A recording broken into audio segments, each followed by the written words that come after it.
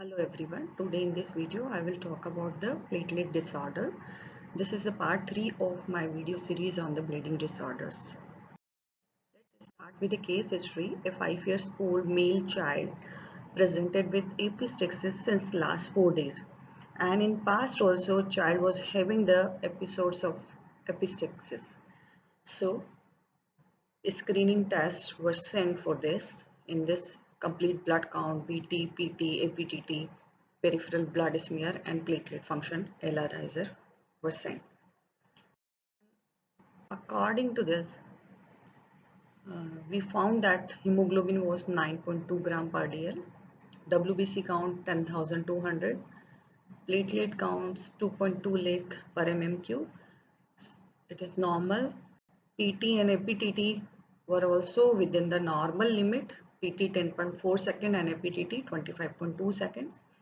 INR 1.1, which was also normal. Bleeding time more than 10 minutes. So it is prolonged. And peripheral blood smear was showing that microcytic hypochromic anemia. Platelet morphology was normal.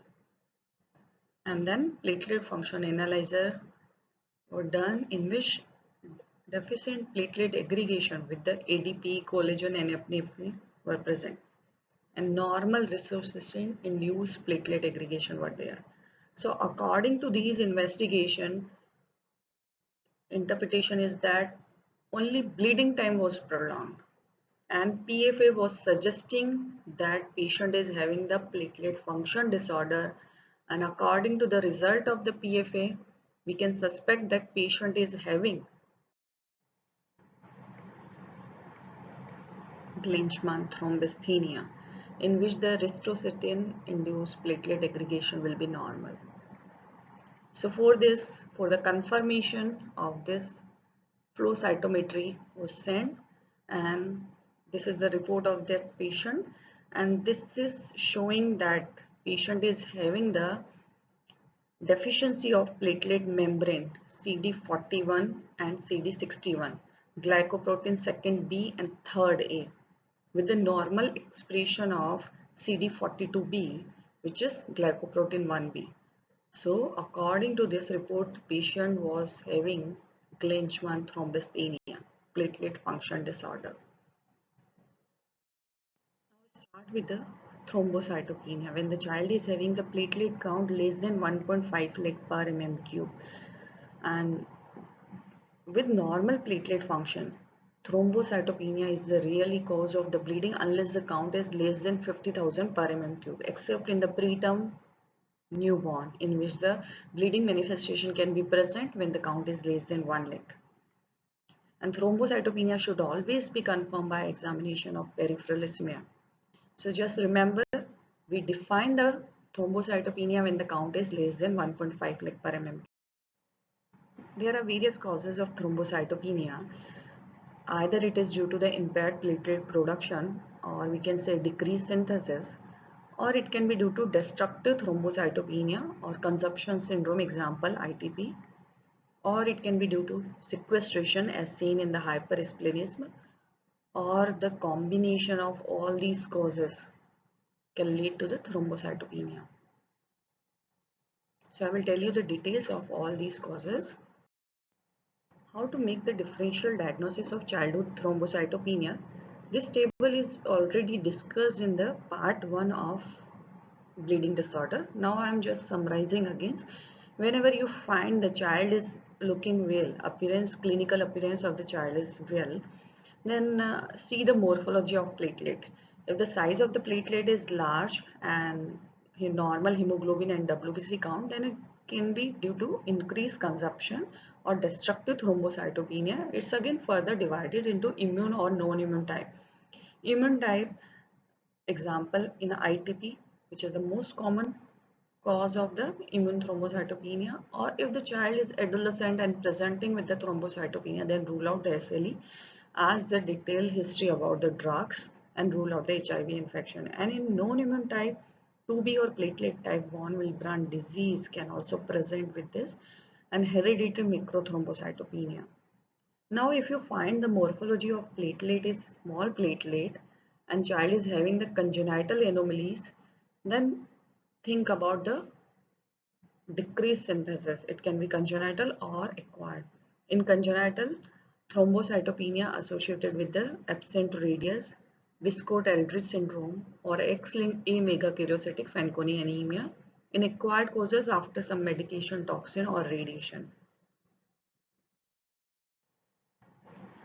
If the clinical appearance of the child is ill, and again you have to see the morphology of the platelet. If the platelet size is large and fibrinogens are decreased and fibrinogen degradation products are increased, then you have to think about the consumption thrombocytopenia. In this, the microangiopathies, example HUS, hemolytic uremic syndrome, TTP, DIC, and the thrombosis in a newborn with the NEC, sepsis, if umbilical artery catheterization was done.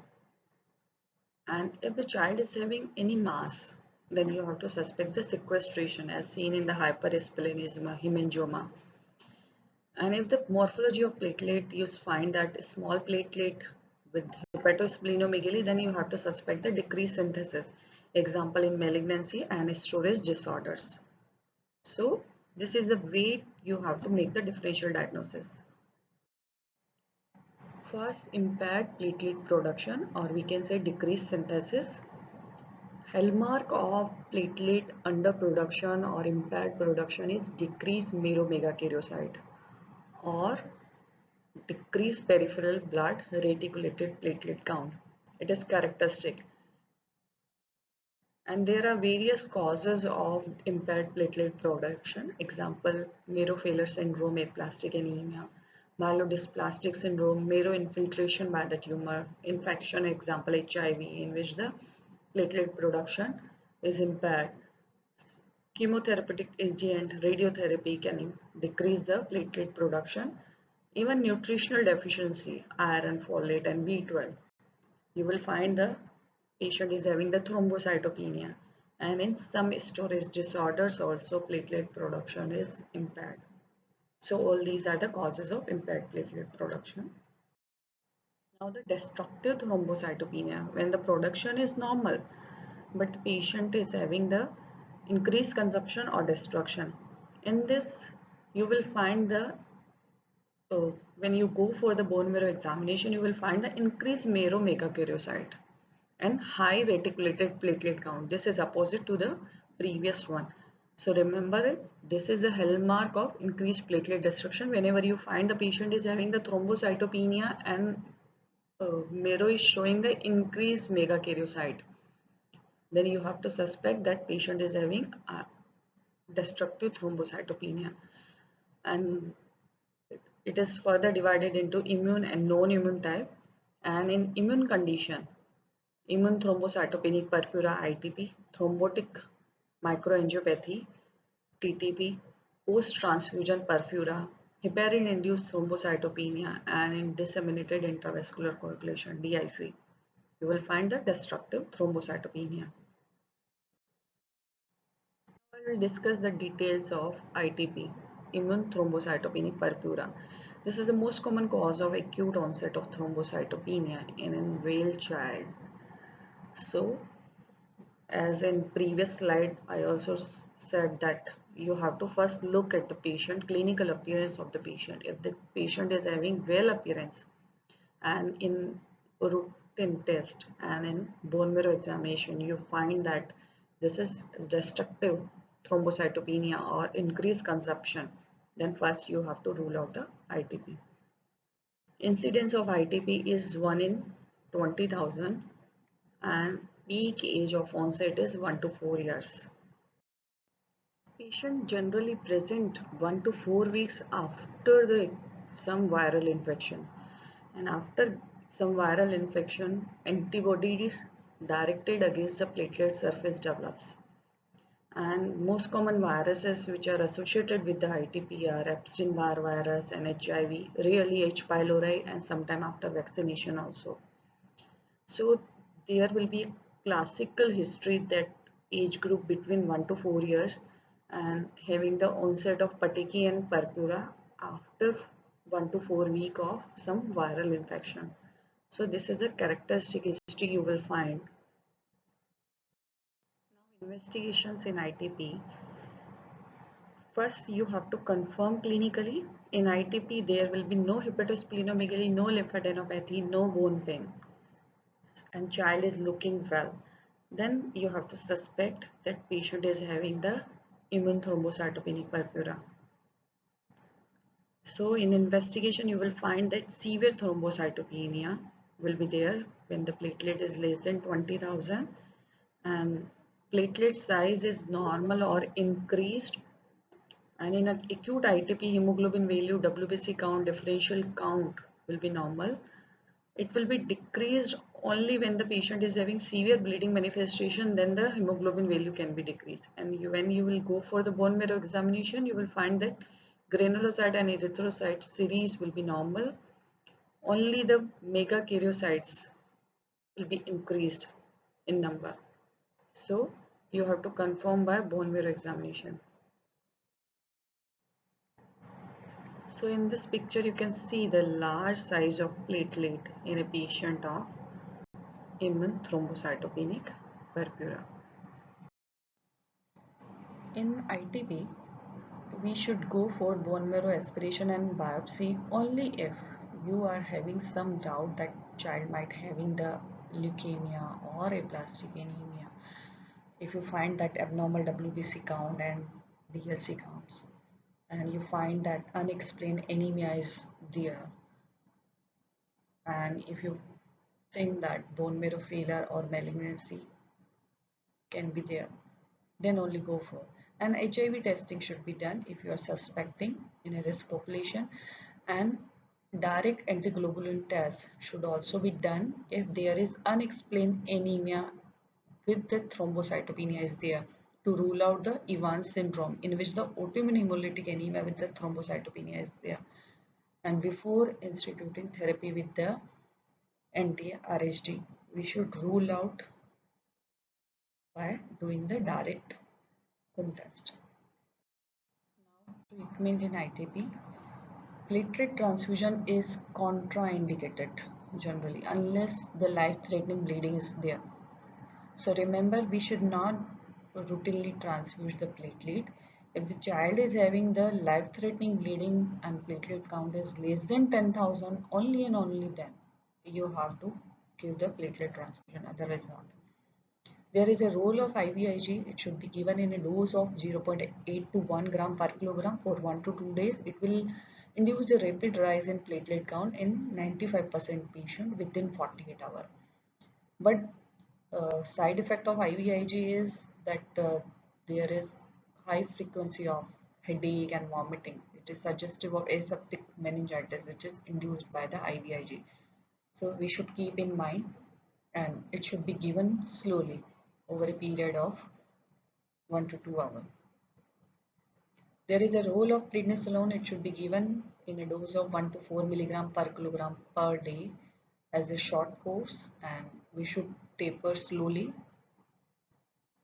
And intravenous anti-D therapy can be given if the patient is Rh positive in a dose of 50 to 75 microgram per kilogram. It causes a rise in platelet count within 48 to 72 hours. So this is effective if the patient is Rh positive. All these medication may be used to treat the ITP exacerbation.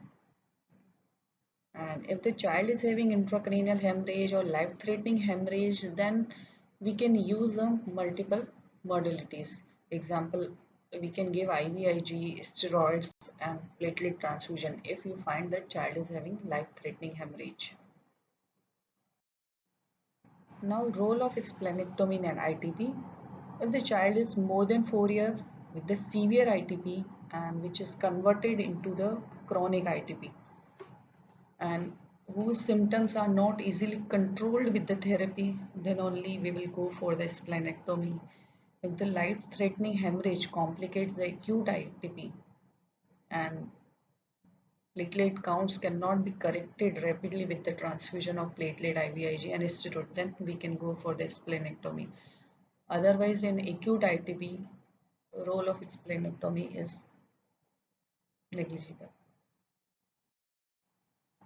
Now the outcome in ITP, 80% children who present with the acute ITP, spontaneous resolution occur within 6 months. Only less than 1% patient have the intracranial hemorrhage, and 20% patient who present with the acute ITP develops the chronic ITP. So these are the few definition. We label as a newly diagnosed acute ITP. If the patient has presented just now, we label as a persistent ITP if already duration is around more than 6 months but less than 12 months. We label as a chronic ITP if the duration is more than 12 months. Now chronic ITP. 20% children who present with the acute ITP have the persistent thrombocytopenia for more than 12 months and we label as a chronic ITP. And in this we can try the IVIG, steroid, IV NTD and rituximab also. And romiplastin and eltrombopag are act to stimulate the thrombopoiesis and used to treat the adult with the chronic ITP. Their role in the children's is not clear. As we know, spleen is the primary site of both antiplatelet antibody synthesis and platelet destruction. So splenectomy is successful in inducing complete remission in 64 to 88% of children with the chronic ITP. So the role of splenectomy is mainly in the chronic ITP, not in acute ITP.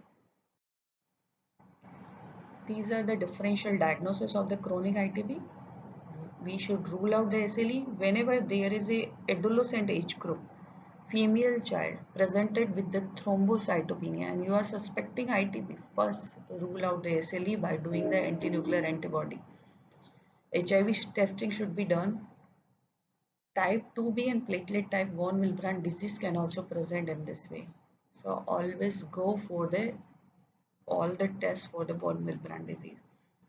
X-linked thrombocytopenia, autoimmune lymphoproliferative syndrome can also present in this way. Common variable immunodeficiency syndrome, Wiskott-Eldridge syndrome, which is X-linked, but we can differentiate because in Wiskott-Eldridge, tiny platelets with the eczema will be there, and H. pylori infection can also present with the thrombocytopenia. So we have to keep in mind all these differential diagnoses.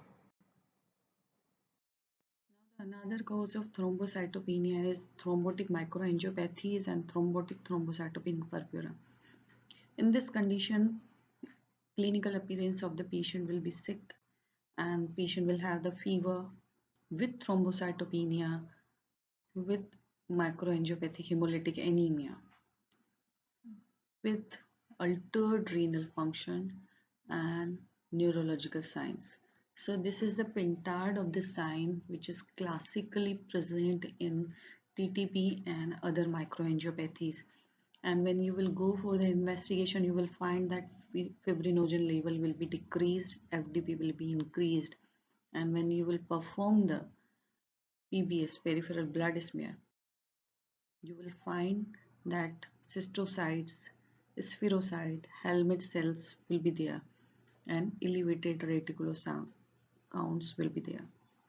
So this is a characteristic of microangiopathic hemolytic anemia which will be associated with the thrombocytopenia, fever, altered renal function and abnormal neurological sign. Then we have to suspect the TTP. And if the patient is having the thrombocytopenia with the cystocytosis with the raised LDH level, it is enough to suggest the diagnosis. Altered renal function and neurological sign may or may not be there. And TTP is clinically similar to the hemolytic uremic syndrome, but the hemolytic uremic syndrome is the acquired, while the TTP can be congenital or acquired. Majority of the cases of TTP are caused by an autoantibody mediated deficiency of metalloproteinase Adams 13, which is responsible for cleaving the high molecular weight multimers of von Willebrand factor. and it appears to play pivotal role in the evolution of thrombotic microangiopathy. And while it is different from the HUS, in HUS metalloproteinase is normal. So this is the difference between HUS and TTP. Congenital deficiency of ADAMTS13 causes rare familial cases of TTP. It usually manifests as a recurrent episode of thrombocytopenia with hemolytic anemia, with altered renal function, with or without neurological changes. And in this, the patient will present with the thrombocytopenia, and after giving the FFP, platelet level increases. And that's why ADAMTS13 deficiency should be treated by a repeated infusion of FFP. In management of TTP, we can go for plasmapheresis, plasma exchange, which is effective in 80 to 95% cases. We can give the rituximab, steroids, and splenectomy can be planned. Now, the drug-induced thrombocytopenia is common after some anticonvulsant, valproic acid, phenytoin, and carbamazepine can cause the thrombocytopenia. Sulfonamide, vancomycin, trimethoprim, sulfamethoxazole, heparin-induced thrombocytopenia, chemotherapy-induced thrombocytopenia. So, whenever a patient is coming with the thrombocytopenia, we should keep in mind to take the detailed drug history. If the patient is taking any of these drugs, example anticonvulsant or sulfonamide, vancomycin, then we should rule out the drug-induced thrombocytopenia. Now the another category is sequestration, in which you will find the patient is having the mass, and due to the huge splenomegaly, patient is having the thrombocytopenia. So thrombocytopenia develops with the massive splenomegaly because spleen acts as a sponge for platelet and sequesters the large number of the platelet. And patient also have mild leukopenia and anemia due to sequestered RBC and WBC. So whenever a patient is having the huge splenomegaly, due to the hypersplenism, patient will develop the pancytopenia. So in this condition, we have to find out the etiology of splenomegaly. It may be due to infection, infiltration, or malignancy, or it can be obstructive or hemolytic. So we have to treat the underlying cause. Now the congenital thrombocytopenic syndromes. Example, Kasabic-Merritt syndrome. In this, association of giant hemangioma with the localized intravascular coagulation causes thrombocytopenia and hypofibrinogenemia. It's called Kasabic-Merritt syndrome. Inside the hemangioma, there is platelet trapping and activation of coagulation with fibrinogen consumption and generation of FDP. And arteriovenous malformation within hemangioma can cause the congestive heart failure. Pathologically, when we see, it develops more often as a result of Kaposiform hemangioendothelioma or tufted hemangioma rather than simple hemangioma. When you will go for the PS, it will show the microangiopathic changes. How will you treat the Kasabic-Merritt syndrome? In this, we have to give the propranolol or surgical excision can be done. Laser photocoagulation and high dose steroid is also effective. Sometimes local radiation, interferon alpha 2 and vincristine is also effective for Kasabic-Merritt syndrome. Now another variety of the congenital thrombocytopenic syndrome is TAR, thrombocytopenia absent radius syndrome. In this, you will find that patient is having the thrombocytopenia, absence or hypoplasia of megakaryocyte with bilateral radial anomalies. And other skeletal abnormality can also be there. And characteristically, they are having the intolerance to cow milk formula also, which is present in 50% of TAR patients. So patient will have the GI bleeding, thrombocytopenia, eosinophilia, and leukemia reaction. And it is frequently remit over first few years of life.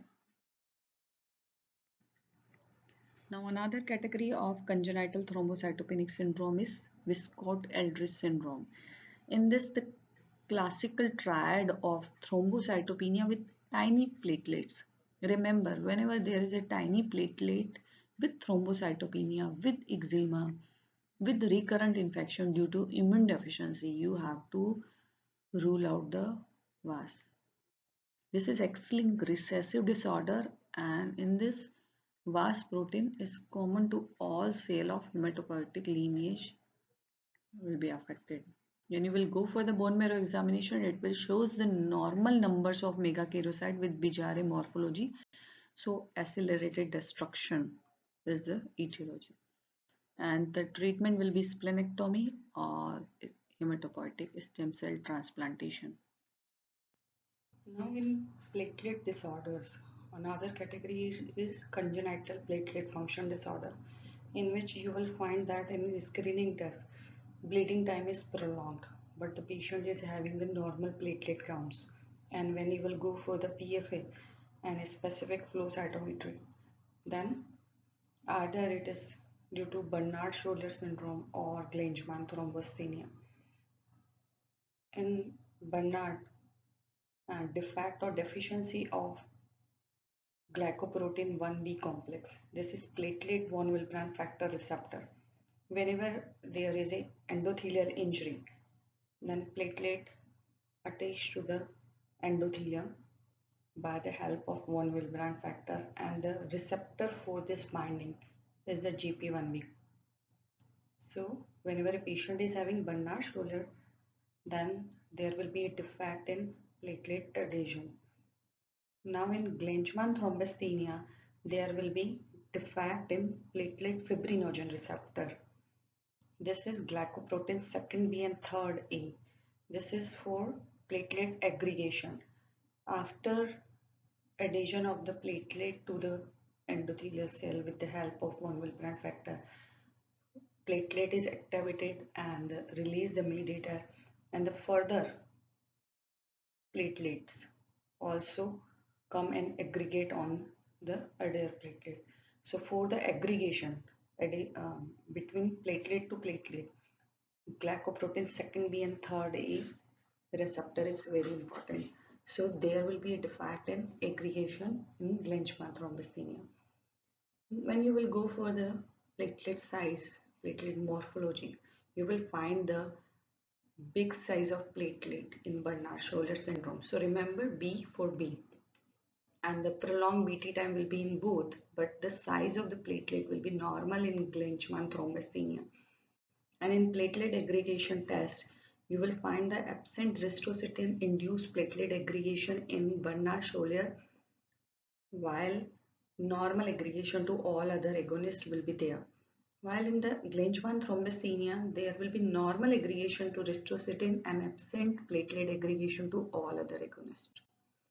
So you can easily differentiate these, and after this you can go for the flow cytometry to see the glycoprotein 1b or 2b or 3a. So you can easily remember this also. In alphabet, B come first, so GP1b, 1 also come first in numbers. So remember GP1b in Bernard-Schroeder. There are few rare congenital platelet function disorders in which the dense body deficiency, absence of the dense body granules, which contain the ATP, calcium and serotonin.